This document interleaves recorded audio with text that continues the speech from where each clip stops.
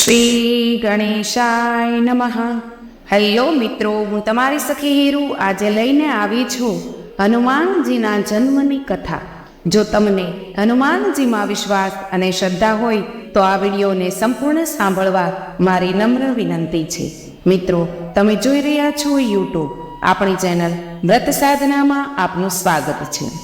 હનુમાનજીનું નામ લેતા જ ગદા યાદ આવી જાય. હનુમાનજી સ્વભાવે એકદમ રુજુ, બુદ્ધિમાન અને શક્તિશાળી હતા, જેને અમરતાનું વરદાન મળેલું છે. જે રામ ભક્ત હતા, જેને કોઈ અભિમાન કે ઘમંડ ના હતો, એનો જન્મ અભિમાનથી જ થયો છે. તો આવો જાણીએ. બૃહસ્પતિ દેવની એક સલાહકાર હતી, જેનું નામ પુંજીક સ્થલા હતું. પુંજીક સ્થલા જે એક અપ્સરા પણ હતી. તેને પોતાના રૂપનું ખૂબ જ અભિમાન હતું. સ્વર્ગમાં પણ તેની ખૂબ પ્રશંસા થતી હતી. એ જ્યાં પણ જાય ત્યાં બધાની નજર એના પર મંડાઈ રહેતી. એકવાર પુંજીક સ્થલા પૃથ્વી પર વિહરવા નીકળી. ફરતા ફરતા તે વનમાં આવી પહોંચી. તેની સુંદરતા જોઈને વનના ઝાડ, ફળ, પાંદડાઓ પણ ઝૂકતા હતા.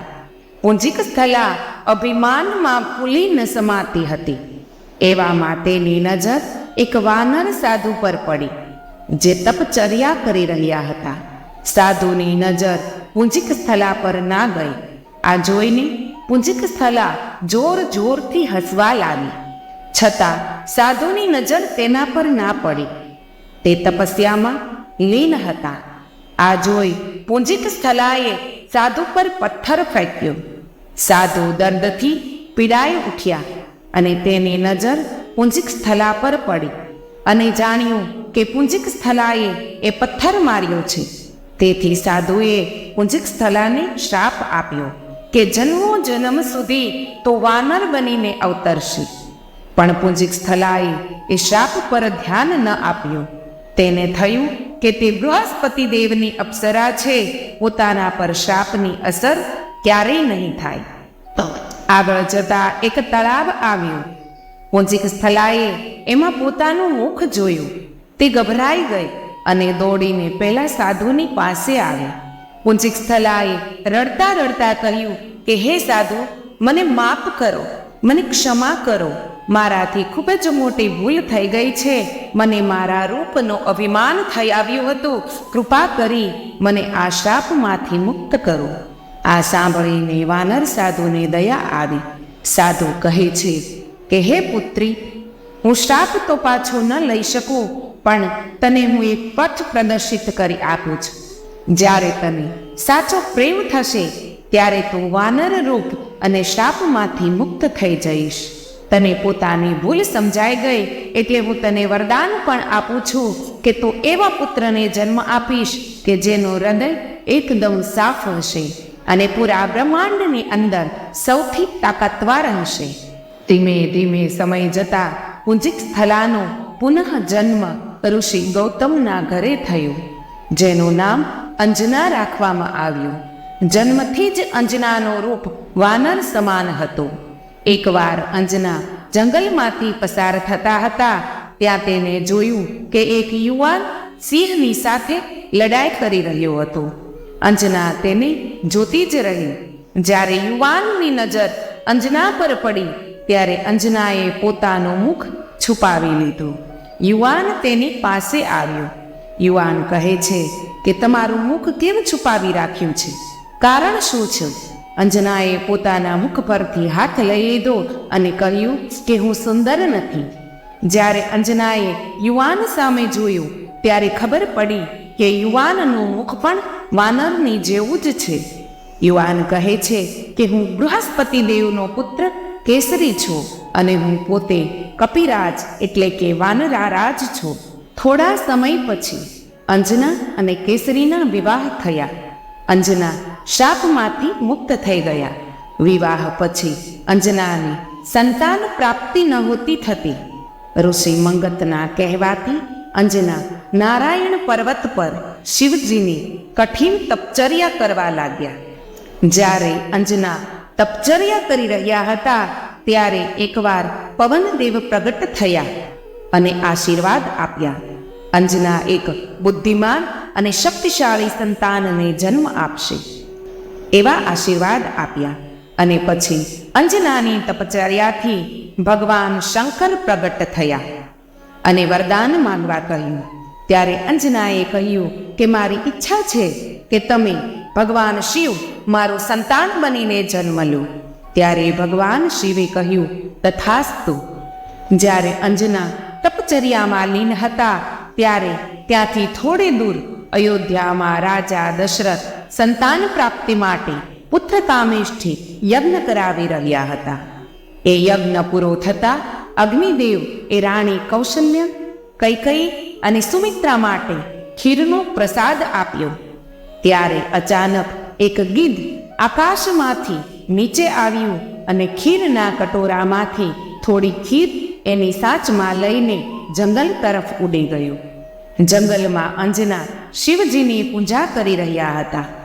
જેવા અંજનાએ શિવલિંગ સામે હાથ ફેલાવ્યો ત્યારે જ ગીધે સાચમાંથી ખીરનો પ્રસાદ છોડી દીધો અને પવનદેવે પોતાની હવાથી ખીરનો પ્રસાદ અંજનાના હાથમાં આપ્યો. શિવજીનો પ્રસાદ સમજીને અંજનાએ ખીર ખાધી. થોડા સમય પછી કેસરી અને અંજનાના ઘરે હનુમાનજીનો જન્મ થયો, જેનું નામ મારુતિ રાખવામાં આવ્યું. જે ખીરના આશીર્વાદથી હનુમાનજીનો જન્મ થયો હતો એ જ ખીરના આશીર્વાદથી ભગવાન શ્રી રામનો પણ જન્મ થયો હતો. ભગવાન રામ અને હનુમાનજીનો સંબંધ જન્મથી જોડાઈ ગયો અને આગળ પણ જોડાઈ રહેવાનો હતો અને જોડાઈ રહેશે. પવનદેવે હનુમાનજીને ઉડવાની શિક્ષા આપેલી. પવનદેવને હનુમાનજી ખૂબ જ ગમતા હતા અને તેનું ધ્યાન પણ રાખતા હતા. તેથી જ હનુમાનજીનું એક નામ પવનપુત્ર પણ છે. હનુમાનજીને મારુતિ નામ પણ પવનદેવે જ આપેલું છે. હનુમાનજી પાસે ભગવાન શિવની વીરતા, પિતા કેસરી અને દાદા બૃહસ્પતિ જેટલી તાકાત અને ધર્મપિતા પવનદેવ તરફથી રફતાર અને ગતિ મળી હતી. હનુમાનજીના પિતા કેસરી હતા, તેથી તેનું નામ કેસરી નંદન અને માતા અંજના હતા, તેથી તેનું નામ અંજનેય પણ પડ્યું. હનુમાનજીનું એક નામ બજરંગબલી પણ છે, પરંતુ પ્રચલિત નામ હનુમાન છે. હનુમાન નામ કેવી રીતે પડ્યું તેની પણ એક કથા છે. બાળ હનુમાન હંમેશા ઉછળતા કૂદતા રહેતા, એટલે એને ભૂખ પણ વધારે લાગતી અને પાકેલા ફળો એને ખૂબ જ ભાવતા હતા. માતા અંજના રોજ સવારે પાકેલા ફળો લઈ આવતા અને બાળ હનુમાન આખો દિવસ એ ફળોને મજાથી ખાતા. એક દિવસ માતા અંજનાને ફળો લઈને આવતા મોડું થયું અને બાળ હનુમાન પણ વહેલા જાગી ગયા. જાગતાની સાથે જ હનુમાનજીને કકડીને ભૂખ લાગી. હનુમાનજીએ આખા ઘરમાં ફળો શોધ્યા પણ ના મળ્યા. એ દુઃખી થઈને ઘરની બારી પર જઈને બેસ્યા અને માતા અંજનાની પ્રતીક્ષા કરવા લાગ્યા. હવે એના પેટમાં ઉંદરો દોડવા લાગ્યા હતા. ત્યારે જ એની નજર પીળા ચમકદાર સૂરજદાદા પર પડી અને હનુમાનજીએ સૂર્યનારાયણને ફળ સમજી લીધા. હવાને ચીરતા હનુમાનજી સૂર્ય તરફ આગળ વધવા લાગ્યા. એ જ સમયે રાહુ સૂર્યને ગ્રહણ લગાવવા આવી રહ્યા હતા. રાહુ સૂર્યને ઢાંકવાના જ હતા કે બાળ હનુમાને રાહુને જોરથી ટક્કર મારી, જેથી રાહુ દૂર ધકેલાઈ ગયા. બાળ હનુમાન સૂર્ય તરફ ગયા અને તેનું મુખ ખોલ્યું અને સૂર્યનારાયણને પોતાના મુખમાં સમાવી લીધા, જેથી બ્રહ્માંડમાં ચારે બાજુ અંધારું છવાઈ ગયું. રાહુ અપમાનિત થઈને દેવરાજ ઇન્દ્રને પાસે ગયા અને ક્રોધિત થઈને કહેવા લાગ્યા, એક વાનર બાળક એ સૂર્યનારાયણને પોતાના મુખમાં સમાવી લીધા છે. જો એ બાળક આવું પરાક્રમ કરી શકે તો વિચારો એ આપણા બધાની શું હાલત કરશે. એ તમારા સિંહાસનને તો એમ જ ગળી જશે. આ સાંભળીને દેવરાજ ઇન્દ્ર ક્રોધ અવસ્થામાં હનુમાનજીને પાઠ ભણાવવા નીકળી પડ્યા. બાળ હનુમાન સૂર્યનારાયણને પાન સમજીને પોતાના મુખમાં સમાવી બેઠા હતા. દેવરાજ ઇન્દ્રએ હનુમાનજી પર પોતાનું તાકતવર હથિયાર વજ્ર યુદ્ધથી પ્રહાર કર્યો. વજ્ર સીધું જઈને હનુમાનજીની હનુ એટલે કે દાઢી પર વાગ્યું અને હનુમાનજી મૂર્છિત થઈ ગયા અને એક જોરદાર અવાજ સાથે નીચે પડી ગયા. બાળ હનુમાનના પડવાનો અવાજ સાંભળીને હનુમાનજીના ધર્મપિતા અને ગુરુ પવનદેવે હનુમાનજીને પોતાના ખોળામાં ઉચકી લીધા અને એક ગુફામાં બંધ થઈ ગયા.